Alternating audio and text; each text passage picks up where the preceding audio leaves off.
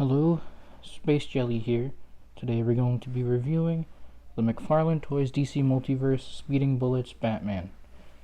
We're going to talk about aesthetics first. Aesthetically speaking, the colors right now look really good, but that's only mostly because of the lighting that's on it and the camera. It does look pretty similar to how it looks in real life. The blue is just slightly more saturated, and so is the yellow and gray. Overall, not really too different than how it would look to the natural eye, though. Now I'll talk about sculpt. Overall, the sculpt is actually really good, especially for McFarlane Toys. They did a very good job on this particular figure.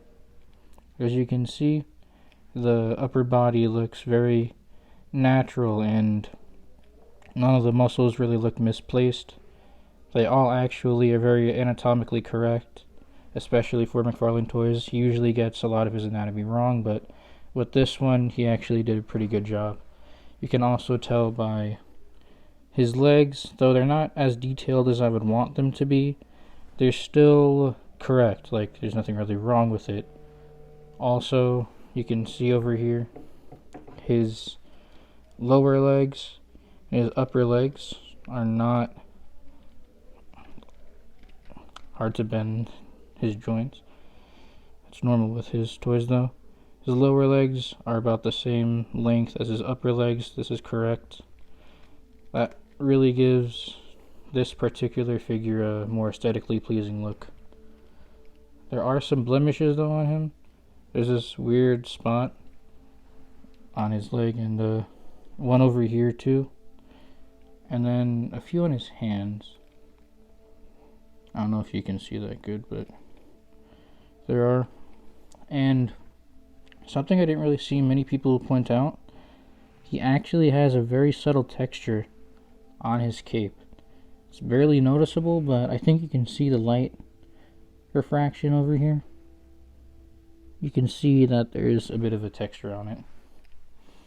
Overall, very good for McFarlane Toys though.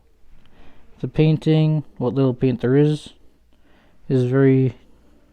it's decent. You can see his eyes are not too misplaced. Chest logo is very clean. The belt is also pretty clean as you'd want it. And the black trunks are actually a different color. They are black. This is a darker gray. So he came with a card. I don't have the card right now. But he did come with this flight stand, a two-piece flight stand. It's clear, they're pretty easy to put together. You just put that one in. You can take it out by pressing down right here. It's not too hard. He also came with these two open hands. And these are also very decently detailed for a McFarlane Toys figure as well. They do have mold separation marks though, so not the best, but it's not really that noticeable. For articulation, he has a double ball peg at his neck. This allows him to look up about as high as you want him to. He looks down very nicely. His head pivoting is really nice. This is due to the double ball peg. And his head can obviously go whichever way you want it to. It's really not really restricted by anything. He does have a ball hinge connecting to a ball peg in his shoulder. He also has a cap over here to hide the joint. So actually do get pretty decent range for McFarlane Toys with that joint. You can bring it semi across his chest, not really as much as I'd like, but still decent. You can bring it back for wind up shots, if he's winding up a punch. You can shift it up, down. It's actually pretty good. Shoulder moves up past horizontal all the way around, except for when it obviously runs into the cape. Bicep swivel, double jointed elbow, but he still hasn't fixed his ugly joints though. I would like to see that fixed, but it's not the biggest deal. The sculpt is still very nicely anatomically correct. He does have a ball hinge at the wrist. These ones are sculpted, but my one on the left side, however, it's a little bit separated. It's not really too bad though. It's just what you would expect with mass market figures. So you can move it like that, horizontally and vertically. He has a double ball peg over here for his abdomen. Using both joints because he does have a double ball peg in his waist too. He actually crunches forward decently. Arcs back pretty good too, so you can get a decent flight pose out of him. Obviously these both rotate. His legs are actually really good too. His legs kick up past horizontal. They can kick back very nicely. Not a ton, but still decent. The thighs do have a little bit of twist, but not that much. But, you know, still decent for McFarlane. I showed you the double jointed knee already.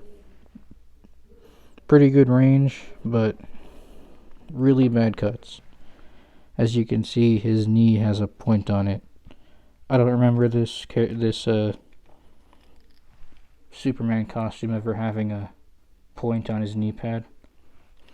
No boot swivel, but he does have the sculpted ball hinge ankle joint. So they go up and down pretty good. This one kind of rotates. The left side kind of rotates a little bit loosely. This one is not as loose. It's not too bad though. You can get a really good ankle rocker and a toe joint. However, because the ankles are ratcheted, as you can see, they're in positions. Instead of it being smooth, he's kind of hard to stand, but he's not impossible. If anything, he's probably very easy to stand compared to other McFarlane toys. I'll do a size comparison. Here's him next to a average Superman figure by McFarlane Toys. He's shorter, but I think I'm okay with it. I think this one is a much better sculpt.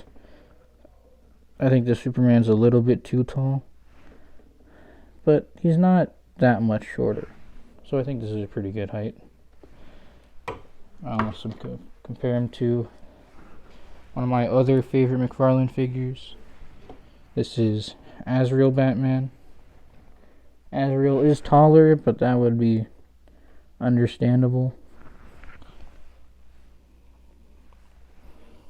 So the price is normal for McFarlane Toys, $20. I got them on Amazon. He arrived pretty quickly, so I think this is probably the best bang for your buck that you can get for McFarlane Toys right now. Especially if you like this character. It is a shame that it's not a super well-known character though. It would be nice if he put this much effort into his other more popular characters and figures.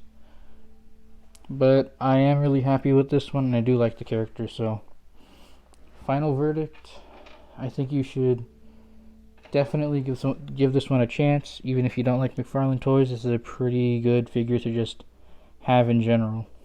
So yeah, see ya.